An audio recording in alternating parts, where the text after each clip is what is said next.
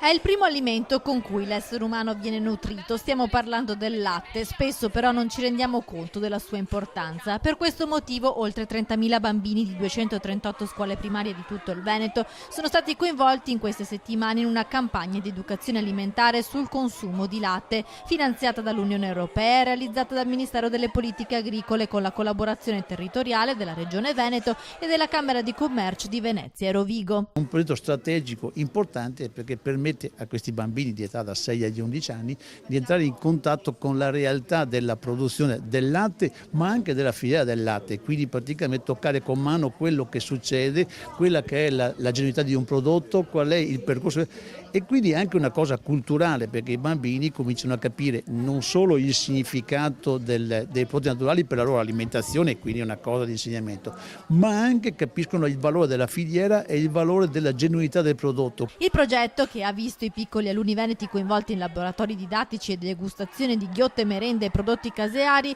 si è concluso con una visita alla fattoria Il Flauto Magico di San Giorgio in Bosco, dove i bambini hanno potuto vedere come vengono munte le mucche, primo passo della produzione del latte. Il latte è una preziosa risorsa perché è ricco di vitamine, è quello che in gergo viene definito un prodotto ad alta densità nutrizionale. In Veneto inoltre il latte è anche un'importante risorsa economica del comparto agricolo. Ricordo che il Veneto è la quarta regione per produzione di latte a livello nazionale, con più di 12 milioni di quintali di latte prodotto e circa 3.000 stalle, quindi che danno alla nostra regione 400 milioni di prodotto lordo vendibile, quindi insieme al buon latte prodotto in Veneto certificato che va a far formaggi e DOP, ma anche essere sulle nostre tavole con dei marchi di qualità importanti e dei controlli essenziali.